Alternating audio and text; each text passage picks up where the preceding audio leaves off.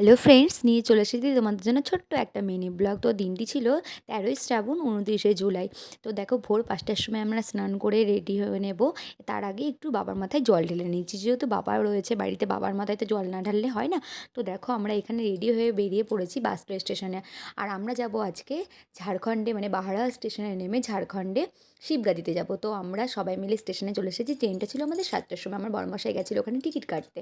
তো দেখো আমরা সবাই মিলে যাবো একসাথে, হই হুল্লোড় মজা করতে করতে। আর দেখো এখানে আমার বড়মশাই টিকিট কেটে চলে এসেছে, ভাবছে কি আমি ফটো তুলছি, কিন্তু আমি যে ফটো তুলছি না সেটা আমার বড়মশাই বুঝতে পারিনি, আমি ভিডিও করছিলাম। যাই হোক, মিস্টেক হয়ে গেছে, কোনো প্রবলেম নেই।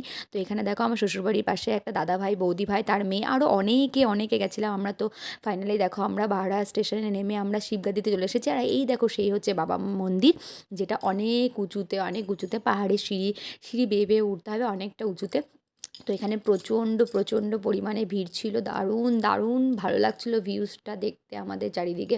আর এত পরিমাণে ভিড়, মানে আমরা তো ওই যেই বৌদি ভাইকে দেখলে ফার্স্টে, বৌদি ভাই, দাদা ভাই, ওর মেয়ে, আমরা তো ওদেরকে হারিয়েই ফেলেছি, এত ভিড়ের মধ্যে খুঁজেই পাইনি, মানে এতটা পরিমাণে ভিড় ছিল। তো মানে কি বলবো, চাপাচাপি। আর দেখো আমি অনেকটা উপরে উঠে পড়েছি, আমার বড়মশাই বাইরে দাঁড়িয়েছে, যেহেতু বাসে ব্যারিকেড দিয়ে দিয়েছে। আর প্রচণ্ড প্রচণ্ড পরিমাণে ভিড় ছিল। আর কারা কারা এখানে গেছো, এটা মালদা হয়ে যাওয়া যায়, বহরমপুর হয়ে যাওয়া যায়, এটা হচ্ছে ঝাড়খণ্ডের শিবগাদিতে। তো আমরা ওপরে উঠে গেছি, আর একটু গেলে ওপরে উঠে যাবো। দেখো আমরা প্রচণ্ড ভিড়ের মধ্যেও জলটা ঢেলে নিয়েছি বাবার মাথায়। তো জল ঢালার পরে একটু বাড়ি থেকে সাবু নিয়ে এসেছিলাম, সেটা আমি খেয়ে নিলাম, কারণ খুব খিদে পেয়ে গেছিলো। আর দেখো শিবগাদিতে মেলা হচ্ছিলো, তো সেখানে চুড়ি পছন্দ হয়েছে, আমার বড়মাসা আমাকে চুড়ি পরিয়ে দিল। তারপরে আমরা বেরিয়ে পড়বো বিন্দুবাসিনী মন্দিরের উদ্দেশ্যে। আর দেখো এখানে আমরা চলে এসেছি বিন্দুবাসিনী মন্দিরে এখানে। তো এখানে মানে শিবগাদি থেকে লাগে প্রায় 1 ঘন্টা।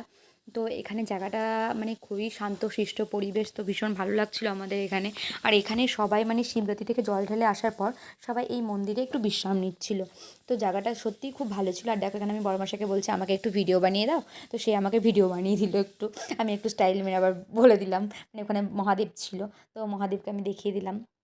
দেখো, আর কারা কারা এখানে গেছো একটু কমেন্ট সেকশনে জানিয়ে দিও। তো জায়গাগুলো সত্যিই খুব ভালো, খুবই সুন্দর। আমি আমার আমার আমার জীবনে ফার্স্ট টাইমে এলাম এখানে, যেহেতু আমি শ্বশুরবাড়ি ওখান থেকে বেশি দূর নয়, তো আমি শ্বশুরবাড়ি ওখান থেকে এসেছি।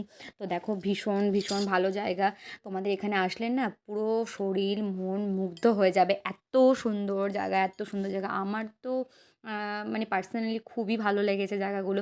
আর দেখো ওখানে বিন্দুবাসিনী মন্দিরের ওখানে ছিল একটা বড়, ভীষণ বড় একটা বজরংবলী। তো দেখো ওখানে সবাই ফটো তুলছিল, প্রচুর প্রচুর লোক ছিল। আর দেখো চারিদিকে শুধু পাহাড় আর পাহাড়, কি বলবো তোমাদের, জায়গাগুলো এত সুন্দর না, এত সুন্দর না, তোমাদের গেলে না মন মুগ্ধ হয়ে যাবে পুরো একদম। আর দেখো চারিদিকে সবুজে সবুজে ভরা পুরো মাঠ, মাঠ ঘাট, পাহাড়। আর দেখো এখানে আমার বড়মশাই ছিল, বড়মশাইকে বললাম, ও তুমি একটু আমার দিকে তাকাও, আমি তোমার একটু ভিডিওগুলো বানাই। তো দেখো আমার বর ফাইনালি আমার দিকে একটু তাকিয়েছে, হেসে নিল একটু, ও হাসিটা কি সুন্দর আমার বরের। তো দেখো এখানে পুরো মাঠ, মানে এখানে আমরা অনেক ফটোও তুলেছি। আর ফাইনালি দেখো আমরা মজা করতে করতে রাত 9টার সময় বাড়ি চলে এলাম। আর জানিও কীরকম লাগলো তোমাদের ভিডিওটা, কে কে গিয়েছো জানিও একবার।